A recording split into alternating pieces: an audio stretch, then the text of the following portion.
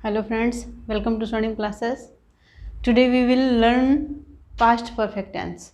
Okay friends, past perfect tense जो होता है इसकी पहचान यह है कि इसके वाक्यों में कार्य जो है वो भूतकाल में ही मतलब पास्ट में ही पूरा हो चुका होता है।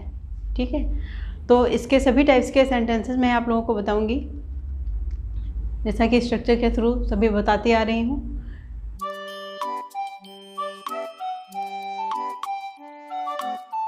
ये इसका स्ट्रक्चर है एफर्मेटिव और ये नेगेटिव। एफर्मेटिव का ये पास्ट परफेक्ट का जो एफर्मेटिव सेंटेंस है इसका स्ट्रक्चर है सब्जेक्ट, हैड, वर्ब की थर्ड फॉर्म, ऑब्जेक्ट। और ये जो नेगेटिव सेंटेंस है सब्जेक्ट, हैड के बाद नॉट, फिर वर्ब की थर्ड फॉर्म, फिर ऑब्जेक्ट। इसमें हम सभी टाइप्स के जो सेंटेंसेस होंगे उनमें सभी में हम जो है वर्ब की थर्ड फॉर्म का ही यूज़ करेंगे। ओके, फिर है ये जो जैसा कि मैं सभी में नेगेटिव में मैंने बताया है सब्जेक्ट, फिर हैड, ये जो had not, has not, is not, are not मैंने पहले समय बताया है शॉर्ट में। ऐसे इसमें भी ये फर्स्ट स्ट्रक्चर है इसका और ये सेकंड स्ट्रक्चर है। ये जो है ये मैंने हैड नॉट को शॉर्ट में यहाँ पर हैडंट लिखा, फिर वर्ब की थर्ड फॉर्म ऑब्जेक्ट। अब देखिए यहाँ भी जो है मैं हिंदी के वाक्यों के थ्रू अब आप लोगों को कुछ ट्रांसलेट करके हिंदी के वाक्यों को इंग्लिश में ट्रांसलेट करके आप लोगों को बताऊंगी। और मैंने हर बार में आप लोगों को बताया है कि आप सबसे ज़्यादा फोकस जो है स्ट्रक्चर पे करिएगा, क्योंकि स्ट्रक्चर ही है जो ये जो टेंसेस हमारे होते हैं इसमें स्ट्रक्चर अच्छी तरीके से स्टडी करके इसी को अच्छी तरीके से अगर हम समझ लेते हैं तो हमारे लिए हिंदी के वाक्यों को इंग्लिश में ट्रांसलेट करना बहुत इजी हो जाता है। इसलिए आप स्ट्रक्चर मेन आपका है स्ट्रक्चर। जो मैं हिंदी के वाक्यों को इंग्लिश में ट्रांसलेट करके बताती हूँ तो मैं सिर्फ आप लोगों को एग्जांपल और ज़्यादा अच्छी तरीके से समझने के लिए बताती हूँ। मेन इसका आपको स्ट्रक्चर ही समझना है। ठीक है, तो जैसा कि मैंने बताया था फिर मैं बता दूँ एक बार कि एफर्मेटिव सेंटेंस का स्ट्रक्चर सब्जेक्ट, हैड, वर्ब की थर्ड फॉर्म, ऑब्जेक्ट। नेगेटिव का सब्जेक्ट, हैड नॉट, वर्ब की थर्ड फॉर्म, ऑब्जेक्ट। ये मतलब दोनों तरीके के मैंने लिख लिए हैं, ये दोनों सही हैं क्योंकि ये जो है ये हम लोग कन्वर्सेशन में मोस्टली यूज़ करते हैं। इसलिए मैं हर बार आप लोगों को नेगेटिव में, चाहे वो नेगेटिव सेंटेंस हो चाहे इंटेरोगेटिव नेगेटिव सेंटेंस हो, मैं हर बार आप लोगों को ये स्ट्रक्चर बताती हूँ। ठीक है, तो स्ट्रक्चर आप लोगों को समझ में आ गए होंगे। अब मैं आप लोगों को वाक्यों को इंग्लिश में, हिंदी के वाक्यों को इंग्लिश में ट्रांसलेट करके बताऊंगी। देखिए पहला वाक्य मैंने लिखा है जिसका ये है उसने मुझे पहले ही चेतावनी दी थी। इसका मतलब कि पास्ट में ही जो है ये कार्य पूरा हो चुका है। उसने मुझे पहले ही चेतावनी दी थी, मतलब किसी भी बारे में पहले ही मुझे बता दिया गया था। ठीक, तो ये इससे बिल्कुल क्लियर क्या होता है कि कार्य जो है वो पास्ट में ही कंप्लीट हो चुका है। अब है सेकंड सेंटेंस।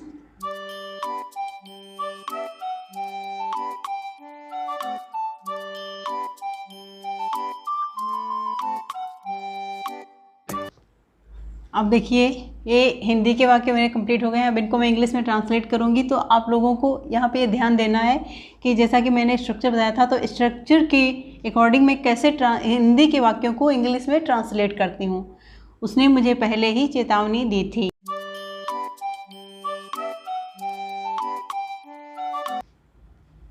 अब ये नेगेटिव सेंटेंसेस को देखिए।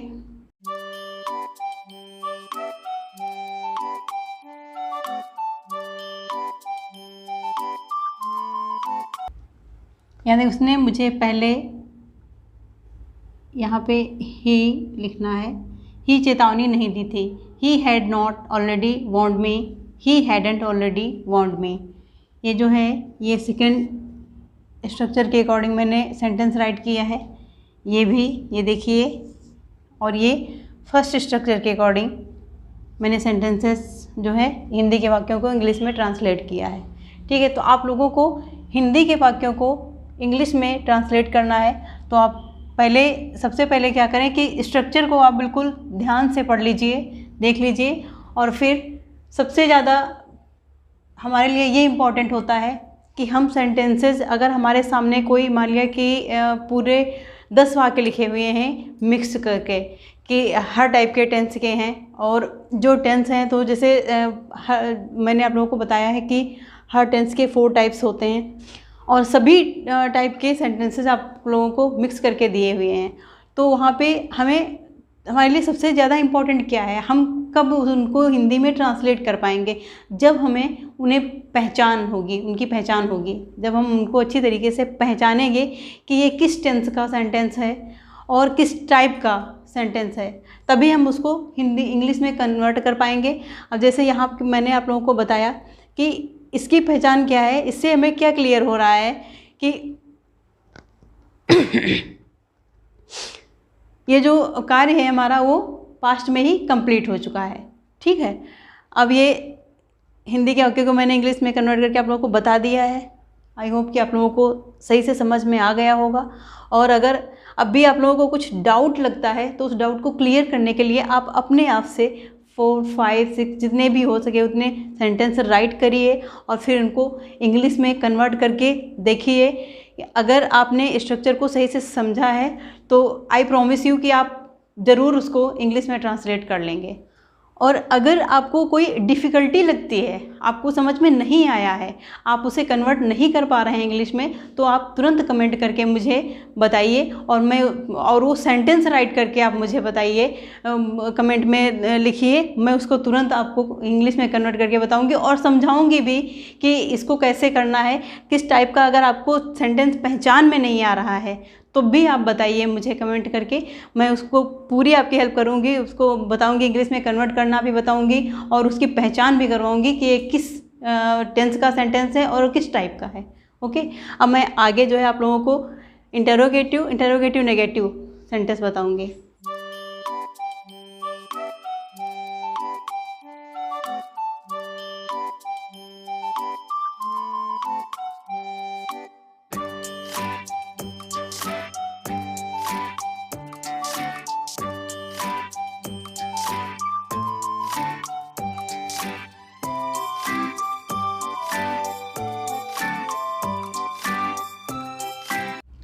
अब देखिए स्ट्रक्चर, जैसे मैंने आप लोगों को बताया कि स्ट्रक्चर ही मेन होता है इसका। अगर हम उसकी स्टडी सही से करेंगे, उसको सही से समझ लेंगे तो ये बनाना हमारे लिए डिफ़िकल्ट नहीं होगा, हिंदी के वाक्यों को इंग्लिश में कन्वर्ट करना हमारे लिए डिफ़िकल्ट नहीं होगा। अब यहाँ पे थोड़ा आप लोग कॉन्सेंट्रेट करिए। हेड मैंने तो यहाँ जो इंटरोगेटिव है, तो मैंने जैसा कि बताया है कि इंटरोगेटिव सेंटेंसेस में जो ये हमारे हेल्पिंग वर्ब्स होते हैं, जैसा कि मैंने ये भी बताया कि इनको लिंकिंग वर्ब्स भी कहते हैं, ये सब्जेक्ट के पहले आ जाते हैं और इनकी जगह पर सब्जेक्ट इंटरोगेटिव में, इनकी जगह मतलब ये इन दोनों में प्लेस चेंज हो जाता है। फिर अदर वर्ड्स जो होते हैं और फिर वर्ब की थर्ड फॉर्म, जैसे मैंने बताया तो ये नॉन जो है वर्ब की थर्ड फॉर्म है, और फिर ऑब्जेक्ट। ठीक है, मतलब जो भी हम बात करते हैं। अब यहाँ पे क्या वे रात का खाना खा चुके थे, हैड दे, ये सब्जेक्ट हमारा यहाँ पे आ गया। टेकन डिनर, हैड विनय, जैसे देखिए यहाँ पर हैड, फिर विनय सब्जेक्ट है, गोन वर्ब है, दिल्ली ऑब्जेक्ट। इसी तरीके से ये इंटरोगेटिव नेगेटिव सेंटेंसेस भी मैंने दोनों तरीके से आप लोगों को बताया है कि शॉर्टकट में जो है हैड नॉट का शॉर्ट हैडंट जो टैग करके हम लोग लिखते हैं। ठीक है, ये क्या तुम उसे पहले से ही नहीं जानते थे, had you not already known him, hadn't you already known him, ये दोनों सही हैं। और ये जो है मतलब शॉर्टकट वाला, ये मोस्टली हम लोग कन्वर्सेशन में यूज़ करते हैं, इसलिए मैं हर टेंस में और हर टेंस के इंटरोगेटिव नेगेटिव सेंटेंस हो या नेगेटिव सेंटेंस हो, सभी मैं आप लोगों को ये बताती हूँ।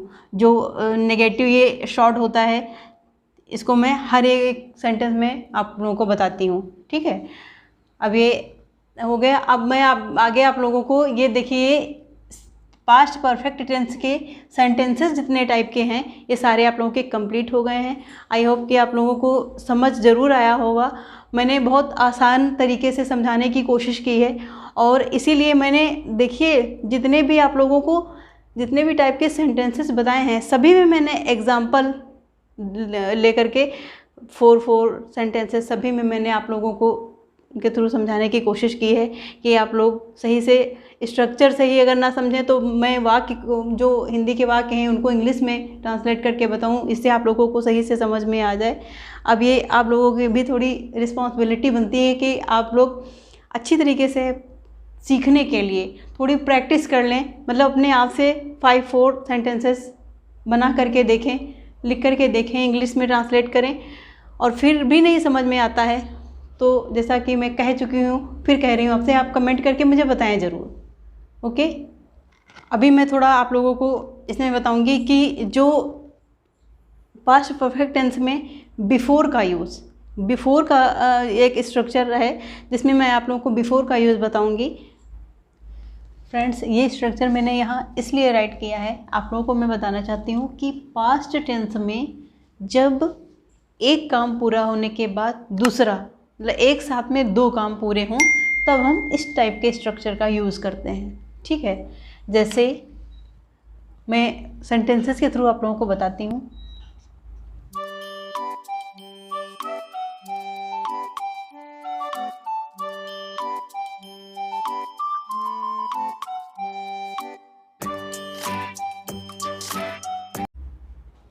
फ्रेंड्स, कुछ इसमें और चीज़ें भी मैं आप एडिशनल चीज़ें आप लोगों को बताऊंगी इस टेंस में।